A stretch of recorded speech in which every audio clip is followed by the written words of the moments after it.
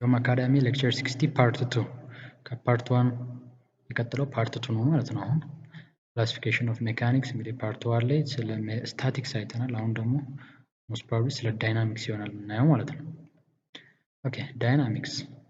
Dynamics is a branch of engineering mechanics which deals with the forces and their effects acting upon the body in motion. ስለዚህ አንድ body in motion ነው ማለት ነው። in motion. It describes how a body moves under the influence of different forces. ስለዚህ ያ ነገር አትረስት አይደለም ወይም በኮንስታንት ቬሎሲቲ ሙቭ እያደረገ አይደለም። just in motion ነው ማለት ነው። አክሰለሬሽን ያለው ሞሽን አክሰለሬት እያደረገ እዚህ ጋር ሰውየው ፎርስ አፕላይ ያደርጋል። ያ ነገር in motion ከሆነ ዘን ያ ፎርስ ስተዲ የሚደረገው ወይም ያ ሜካኒክስ ሴክሽን ስተዲ የሚደረገው አንደር ዳይናሚክስ ነው ማለት ነው። Where and when we need to know about dynamics. እንግዲህ ዳይናሚክስን የትና መች ነው ማወቅ ያለብን?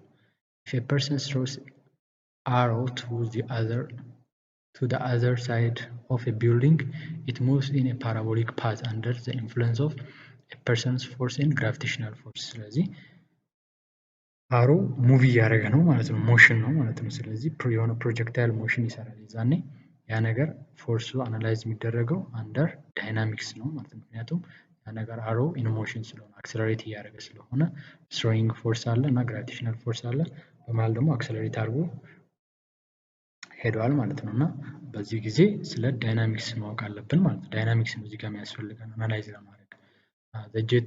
The concept of dynamics enables us to analyze the flight characteristics of a jet. ስለዚህ አንድ ጄት ሙቭ ሲያደርግ ወይም አንድ ኤርፕሌን ሙቭ ሲያደርግ የተለያየ ዊንድ ፎርሶች አፕላይ ሆኑበታል። እሱ ላይ አይደለ አትሞስፌር ላይ ያለው ዊንድ እና ያ ዊንድን ፎርስ አናላይዝ ተደርጎ ከዛ ከሚኖረው ከኢንጂን ትረስት ፎርሱ ጋር ምናምን ተደርጎ ነው ያ ፕሌን ሙቭ የሚያደርግበት ኢንጂኑ ኦፕሬት የሚያደርገው ማለት። ስለዚህ የዛኔም the concept of dynamics ያስፈልገናል። ምክንያቱም ያ ነገር ፕሌኑ ኢን ሞሽን ስለሆነ with some acceleration ማለት ነው።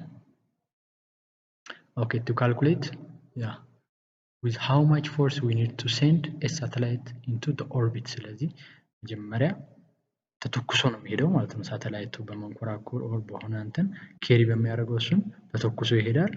ከዛ ያ ሲተኮስ በምን ያህል ፎርስ ነው መተኮስ ያለበት ወይም በምን ያህል ፎርስ ነው አፕላይ ተደርጎ ያ ነገር ከምድር መወንጨፍ ያለበት የሚለውን አንደር ዳይናሚክስ ነው ስተዲ የምናደርገው ማለት ነው።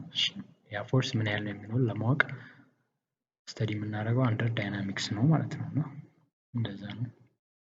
ኦኬ እንግዲህ ክላሲፊኬሽን ኦፍ ዳይናሚክስ ዳይናሚክስ ራሱ በሁለት ይከፈላል። መጀመሪያ ሜካኒክስን በሁለት ከፈልን አይደል? ዳይናሚክስ እና ስታቲክስ ብለን ስታቲክስ ኤንድ ዳይናሚክስ ብለን ዳይናሚክስ ራሱ ደግሞ በሁለት ይከፈላል። ካይነማቲክስ ኤንድ ካይነቲክስ ተብሎ ማለት ነው። ካይነማቲክስ ኤንድ ካይነቲክስ ተብሎ በሁለት ይከፈላል።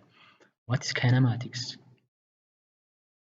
Kinematics deals with analysis of moving bodies without considering the forces acting or associated with the motion. ስለዚህ without cause ነው without force ነው። ፎርሱን ሞሽን ብቻ ነው ቬሎሲቲ አክሰለሬሽን ምናምን እያለ ነው የምናወራው እንጂ ፎርሱን ኮንሲደር አናደርግም ካይነማቲክስ ሲሆን ማለት ነው። እዚህ ጋር ልክ እንደምታዩት ፎርሶች ላይ ኤክስ ተደርጓል።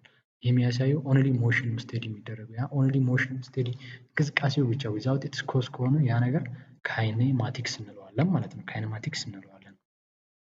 ነገር ግን ካይኔቲክስ ደግሞ ምንድነው? ኦፖዚት ነው። ዲልስ ዊዝ ዘ ፎርስ አክቲንግ ኦን ዘ ቦዲ ዊዛውት ኮንሲደሪንግ ዘ ሞሽን። ካይኔቲክስ ሲሆን ሞሽንን ኮንሲደር አናደርግም። እዚህ ጋር ሞሽን ኤክስ ነው የምናወራው ስለ ሪዛልታንት ፎርስ ምናምን ስለ ፎርስ አፕላይ ስለተደረገው ፎርስ ነው እንጂ ስለ ሞሽን አናወራም። በምን ጊዜ? በካይነቲክስ ጊዜ። በካይነማቲክስ ጊዜ ግን ስለ ሞሽን ነው ዊዛውት ኮንሲደሪንግ ኢትስ ኮዝ ስለ ፎርሱ ሳናወራ ማለት ነው። ካይነቲክስ ሲሆን ግን ምንድነው? ስለ ሞሽን አናወራም፣ ኦንሊ ስለ ፎርሶቹ ነው የምናወራው። ኦኬ To solve problems encountered during the study of statics and dynamics, we have to learn about principles of Newton's law of motion. እንግዲህ በፕሪቪየስ ሌክቸራችን እንዳየናቸው ይሄ summation of force is equal to 0 ይሄኛው ማን ነው? net force is equal to 0 first law ነው። force is equal to the change in momentum ያልነው ወይም mass time acceleration ያልነው second law ነው። እንደገና f is equal to minus f equal in magnitude but in opposite direction third law ማለት ነው። ስለዚህ ስለ ኒውተንስ ላው ኦፍ ሞሽን ማወቅ አለብን ማለት ነው። ስታቲክስ እና ዳይናሚክስ እናወራ። ሌላኛው ደግሞ ቬክተር አልጀብራ ምክንያቱም ቬሎሲቲ አክሰለሬሽን እነዚህ ዳይሬክሽን ላይ ዲፔንድ የሚሆኑ ወይም ቬክተሮች ናቸው ማለት። ስለዚህ ቬክተር አልጀብራ ማወቅ መቻል አለብን ሪዛልታንቱን ለመፈለግ። ስለዚህ እነዚህ ሁለቱ ቤዚክ ኢምፖርታንት ቲንግ ናቸው ስለ ዳይናሚክስ እና ስለ ካይነማቲክስ ስናወራ፣ ስለ ዳይናሚክስ እና ስለ ስታቲክስ ስናወራ፣ ሶሪ ናት ካይነማቲክስ፣ ዳይናሚክስ እና ስታቲክስ ስናወራ። ኦኬ እንግዲህ ሌክቸር 60 በዚህ መልኩ ተጠናቋል በሁለት ፓርት 1 እና ፓርት 2 ብለን። ስለዚህ ያው ስለተመለከታችሁ እናመሰግናለን። ቻናላችንን ሰብስክራይብ ማድረግ አትርሱ። ለብዙ ኢትዮጵያውያን እንድንደርስ ደግሞ ፕሊዝ ሼር አድርጉ። በተለያዩ ዩኒቨርሲቲ ላሉ ጓደኞቻችሁ ሼር አድርጉልን እና አብዛኛው እንዲደርሳቸው ያው በአማርኛ በአፍ መፍቻ ቋንቋችን ስለሆነ ሁሌም ጥሩ ነው በአፍ ቋንቋ መፍቻ የሚዘጋጅ ነገር። ስለዚህ በአብዛኞቻችን ማለት ነው እና ጥሩ ነው። እነዚህን ቪዲዮዎች ለብዙ ኢትዮጵያውያን እንዲደርስ ሼር አድርጉልን። ቴንኪው በጣም እናመሰግናለን።